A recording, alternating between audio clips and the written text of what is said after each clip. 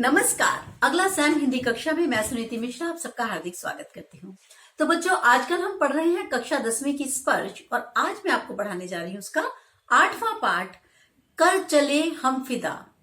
ये कैफी आजमी द्वारा रचित है। तो बच्चों, इस पाठ की एक जो पृष्ठभूमि है ये किस पे है? जो 1962 में हमारा युद्ध हुआ था चीन के साथ, उस पृष्ठभूमि पर ये एक पिक्चर बनाई गई थी, मूवी बनाई गई थी, जो फिल्म का नाम था हकीकत। तो इसमें कवि ने युद्ध में लड़ रहे सैनिकों की मनोदशा का चित्रण किया है। इस कविता के द्वारा जो कवि है वो बताना चाहता है कि कैसे सैनिक हमारे हिमालय पर्वत पर लड़ते लड़ते शहीद हो गए थे और एक साथी अपने बाकी साथी सैनिकों को ये बता रहा है कि वो देश की रक्षा के लिए मैं तो अपनी कुर्बानी देने जा रहा हूं, अब तुम्हारे हवाले वतन साथियों। मतलब कि अब जो इस अपनी जो तुम्हारी देश है ये तुम्हारी धरोहर है और अब तुम्हें इसका ख्याल रखना है, ठीक है। और बस ये ध्यान रखना है कि किसी भी सूरत में हमारे देश का मान सम्मान, हमारे हिमालय का मान सम्मान झुकने न पाए। तो ये उस पृष्ठभूमि की हमारी ये कविता है। बहुत सुंदर, बड़ी अच्छी देशभक्ति की कविता है। आप देखते होंगे कोई भी 15 अगस्त या 26 जनवरी इस गाने के बिना, ये जो गीत है कर चले हम फिदा जानो तन साथियों, अब तुम्हारे हवाले वतन साथियों, इसके बिना तो ऐसा लगता है कि जैसे कोई भी हमारा राष्ट्रीय त्योहार मनाया ही नहीं जाता। तो ये बहुत अच्छा गीत है। कर चले हम फिदा जानो तन साथियों, अब तुम्हारे हवाले वतन साथियों। तो युद्ध भूमि में जो सैनिक है वो देश में प्राण न्योछावर करते हुए अपने बाकी सैनिकों से कह रहा है कि हे साथियों, कर चले हम फिदा, कि हम अपने प्राण और शरीर इस देश पर न्योछावर करके इस संसार से जा रहे हैं। अब तुम्हारे हवाले वतन साथियों, यानी अब ये देश तुम्हारे हवाले है, तुम्ही को इसकी रक्षा करनी है। फिर सांस थमती गई, नब्ज जमती गई, फिर भी बढ़ते कदम को न रुकने दिया। वो बता रहा है कि यद्यपि देश के लिए लड़ते लड़ते हमारी जो सांसें हैं वो रुकने लगी थी और जो नब्ज है वो जमने लगी थी। नब्ज कब जम जाती है? कहते हैं कि जब बहुत ही ठंड होती है, बहुत अधिक सर्दी। तो ये कहाँ की हम बात करें? ये चल रहा है हमारा हिमालय के पास जो युद्ध चला था। और उस समय बच्चों सबसे जो दुख की बात थी वो ये थी, हम ना तो मानसिक तौर पर तैयार थे, ना ही हमारे सैनिक, हमारा सैन्य बल इतना बढ़ा हुआ था, लेकिन हौसला बहुत बुलंद था। तो इस जो हमारा युद्ध हुआ इसमें हमारे बहुत सैनिक शहीद हुए थे, हमारे पास साधन कम थे। तो इसलिए कह रहा है हमारी सांसें रुकती गई, नब्ज जमती गई। मतलब उनके पास पर्याप्त साधन भी नहीं थे कि वो जो बर्फ, जो हिमालय की कपा देने वाली बर्फ है, उसमें वो सामना कर पाते। तो कह रहे नब्ज जमने लगी हमारी, फिर भी बढ़ते कदम को न रुकने दिया। फिर भी हमने अपने दुश्मन के विपरीत बढ़ते हुए कदमों को कभी भी हम पीछे नहीं हटे, बल्कि सदैव आगे ही बढ़ते रहे, दुश्मन के सामने हार नहीं मानी। कट गए सर हमारे तो कुछ गम नहीं, सिर हिमालय का हमने न झुकने दिया। कह रहा हमारे सर कट भी गए, हमें इस बात का कोई दुख नहीं है, लेकिन जो हिमालय है, जो हमारे भारत का जो मान सम्मान का प्रतीक है, हमने उसके सिर को कभी भी झुकने नहीं दिया। मरते मरते रहा बांकपन साथियों। कह रहा है बांकपन होता है बच्चों जवानी का जोश। कह रहा हम लोग मरने लगे, यानी मरते समय भी हमारे मन में बलिदान का जोश, जवानी का जोश हमारा इतना सा भी कम नहीं हुआ। अब तुम्हारे हवाले वतन साथियों, कि अब तो हम इस दुनिया से विदा ले रहे हैं, अब देश की बागडोर तुम्हारे हाथ में है और तुम्हें इसको कभी भी बागडोर को टूटने नहीं देना है, इसको झुकने हमारे देश को नहीं देना है। तो बच्चों, इस पद्यांश में क्या है? देश हित बलिदान की बात की गई है। उर्दू शब्दावली की प्रमुखता है। संबोधन शैली के अब तुम्हारे हवाले वतन साथियों, मतलब लगता है जैसे हम किसी को एड्रेस करके बोल रहे हैं, किसी को संबोधित करके बोल रहे हैं, तो बातचीत जैसी लगती है। तो इसे कहते हैं संबोधन शैली से क्या आ गई है? कविता में सजीवता आ गई है, खड़ी बोली है, हिंदी के शुद्ध सुंदर शब्दों का प्रयोग किया गया है, वीर रस है, मरते मरते में पुनरुक्ति अलंकार है, और जो है कैफी आजमी हमारे कवि इसके हैं। जिंदा रहने के मौसम बहुत है मगर जान देने की रुत रोज आती नहीं, हुस्न और इश्क दोनों को रुसवा करे वो जवानी जो खून में नहाती नहीं। कवि का मानना क्या है कि मनुष्य को जिंदा रहने के अवसर तो बहुत सारे मिल जाते हैं, लेकिन देश के लिए बलिदान करने के अवसर बहुत ही कम प्राप्त होते हैं। यानी जान देने की रुत रोज आती नहीं, मतलब देश के लिए बलिदान करने का अवसर बहुत कभी कभी प्राप्त होता है। हुस्न और इश्क दोनों को रुसवा करे। कह रहे ऐसा व्यक्ति जो जब देश उसे पुकारे और वो देश के लिए अपना खून ना बहाए, ऐसी जवानी वो क्या करती है, हुस्न और इश्क दोनों को रुसवा कर देती है, यानी कि प्रेम और सौंदर्य दोनों को बदनाम कर देती है।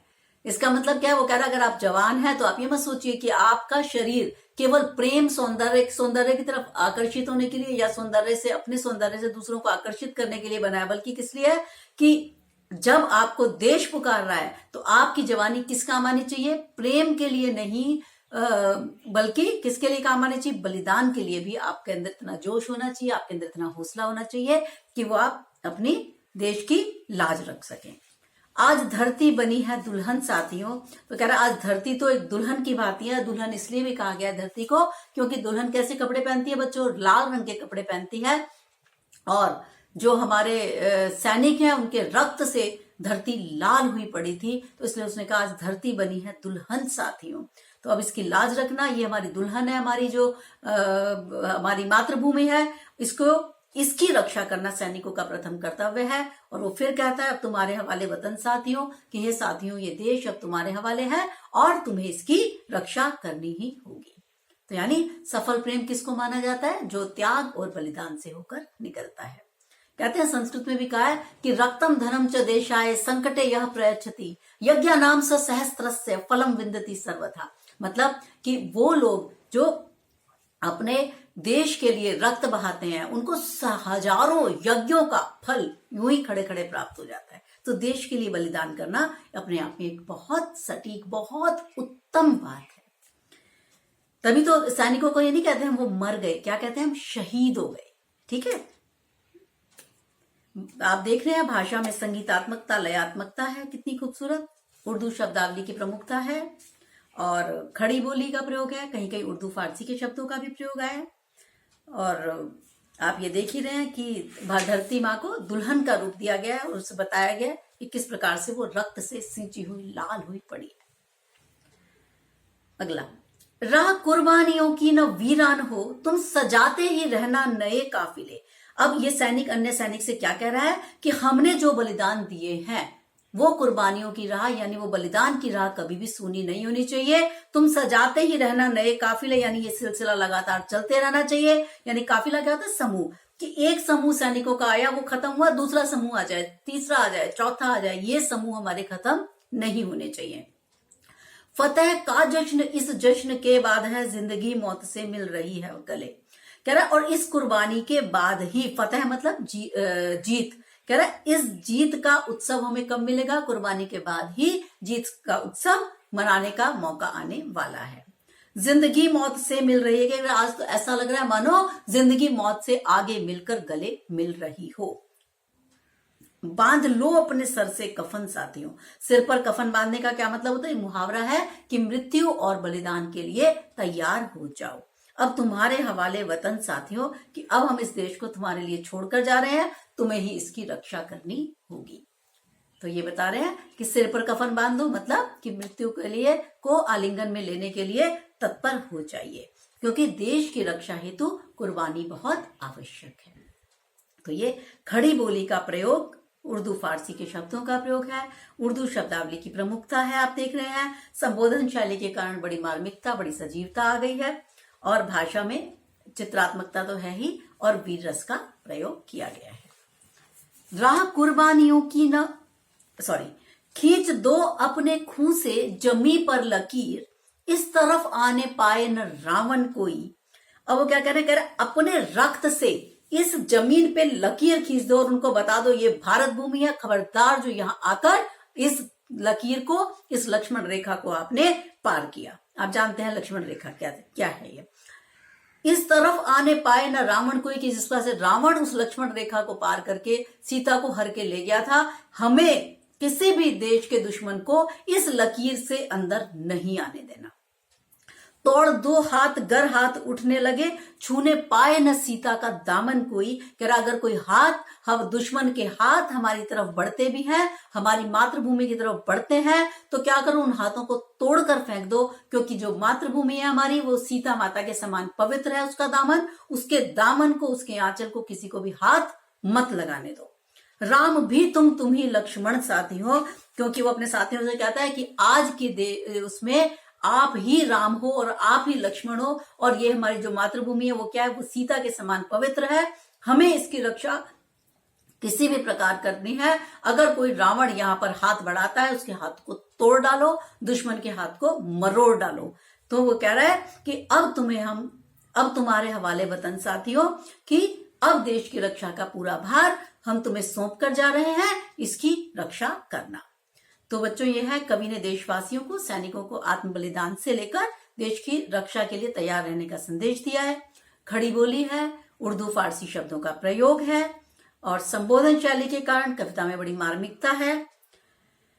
इसके बाद आप देख ही रहे हैं कि जो ये इसने राम और लक्ष्मण से तुलना की है अपनी, और बहुत सुंदर ये हमारे भाव बन पड़े हैं।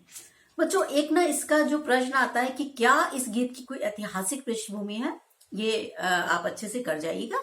हाँ, इस गीत की ऐतिहासिक पृष्ठभूमि है 1962 में चीन ने भारत पे आक्रमण किया था। इस युद्ध में अनेक सैनिकों ने भारत चीन पर सीमा पर लड़ते लड़ते अपना बलिदान दे दिया था। इसी युद्ध की पृष्ठभूमि में चेतन आनंद ने हकीकत फिल्म बनाई थी, और इस फिल्म में भारत चीन युद्ध के यथार्थ को मार्मिकता के साथ दर्शाते हुए उनको जन सामान्य से परिचित कराया था कि देखो, देश के जो सैनिक हैं वो कैसी कैसी समस्याओं से वहां जूझे थे। और प्रसिद्ध शायर कैफी आजमी ने कर चले हम फिदा मार्मिक गीत इसी में लिखा है।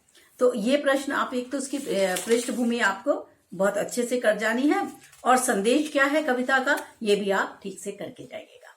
तो बच्चों, अब हम मिलेंगे आपको अगली कविता के साथ। तब तक के लिए मुझे आज्ञा दीजिए। नमस्कार।